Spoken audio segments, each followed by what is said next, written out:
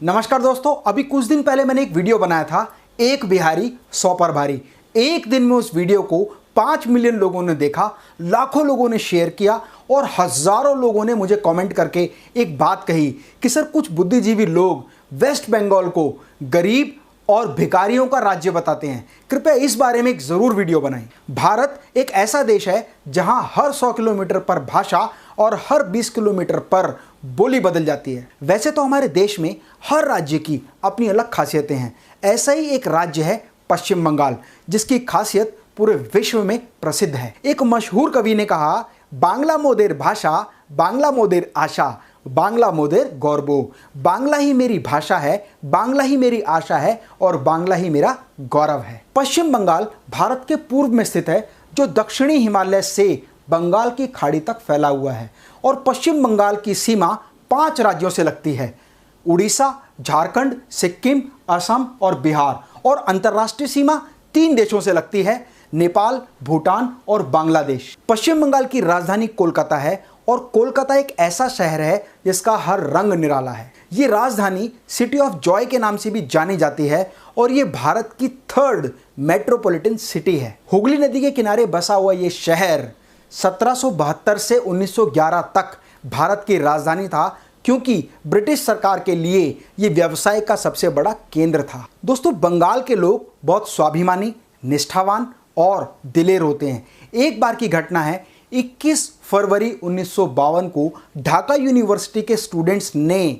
बांग्ला भाषा को पाकिस्तान में सम्मान दिलाने के लिए एक मूवमेंट चलाया और इस मूवमेंट में बहुत सारे स्टूडेंट्स की मृत्यु हो गई। और इस घटना को देखते हुए 21 फरवरी 1997 को यूनेस्को ने 21 फरवरी को इंटरनेशनल मदर लैंग्वेज डे घोषित कर दिया। और एक बात कही जाती है कि बंगाल के लोग किसी भी जगह रहें, वो अपने घर में बंगाली लैंग्वेज ही बोलते हैं और अपने बच्चों को भी बंगाली ही सिखाते हैं। ये है भाषा से असली प्यार। आपको ये जानकर हैरानी होगी कि बंगाली लोगों का भाषा के प्रति प्यार होने की वजह से पूरे विश्व में, जैसे India, Bangladesh, Pakistan, China, Japan, Philippine, Thailand, Germany, USA, Britain, इन सभी देशों में बांग्ला भाषा के रेडियो स्टेशन हैं और यहाँ पर बंगाली न्यूज़पेपर हमेशा मिलता है।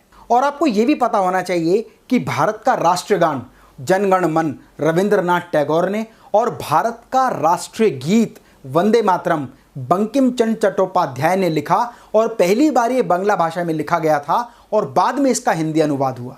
देश में सबसे ज़्यादा नोबेल पुरस्कार पाने वाले लोगों का जन्म भी बंगाल में हुआ है। इसके अलावा बंगाल के लोग अलग अलग क्षेत्र में महारत हासिल कर चुके हैं, जैसे कवि, चित्रकार, कलाकार, गीतकार, संगीतकार, साहित्यकार और बड़े बड़े विद्वान लोग बंगाल से हैं।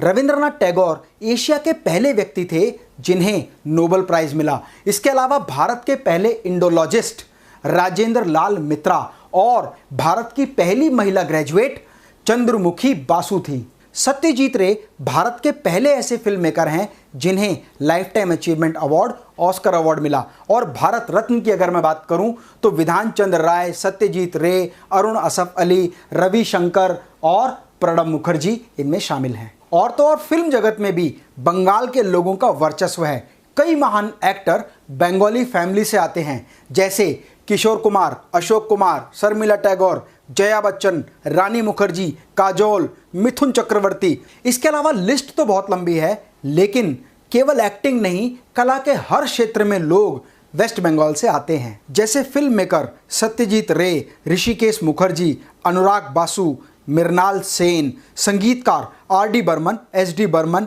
बप्पी लहरी, किशोर कुमार, शान, श्रेया घोषाल, कुमार सानू, अरिजीत सिंह, मन्ना डे और अभिजीत। यहाँ तक कि महान जादूगर पीसी सरकार और पीसी सरकार जूनियर ने लोगों के दिलों पर राज किया है। देश के पूर्व राष्ट्रपति प्रणब मुखर्जी और देश की सेवा में समर्पित बहुत सारे लोग पश्चिम बंगाल से आते हैं, जैसे इंडियन नेशनल आर्मी के फाउंडर नेताजी सुभाष चंद्र बोस, खुदीराम बोस, श्यामा प्रसाद मुखर्जी, सुरती सेन, रविंद्रनाथ टैगोर, एयरफोर्स के एयर मार्शल सुब्रतो मुखर्जी, स्वामी विवेकानंद, रामकृष्ण परमहंस, राम मोहन राय और left handed batsman Sourav Ganguly, जो best captain of Indian cricket team हैं। बंगाल के लोग गरीब और बंगाल भिखारियों का राज्य नहीं है। बिजनेस और प्रोफेशन में भी बंगाल के लोग आगे हैं। सुब्रतो राय सहारा इंडिया के फाउंडर, अशोक शेखर गांगुली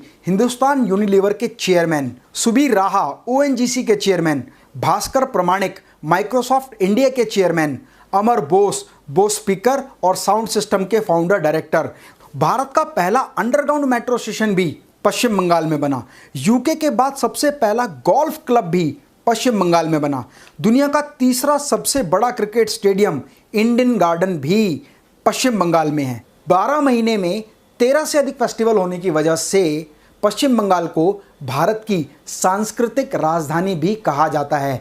और सितंबर अक्टूबर में तो पूरे विश्व से दुर्गा पूजा में शामिल होने के लिए लोग आते हैं और दुर्गा पूजा को बड़े उत्साह के साथ मनाते हैं। ट्राम की सवारी हो या हुगली नदी में नाव की सवारी, सब कुछ बहुत अद्भुत है।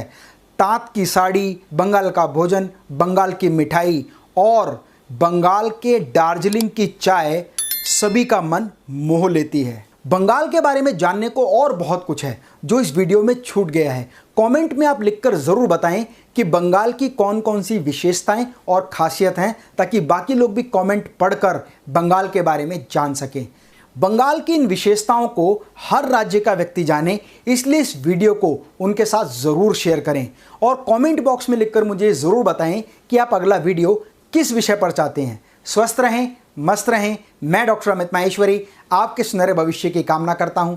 जय हिंद, जय भारत।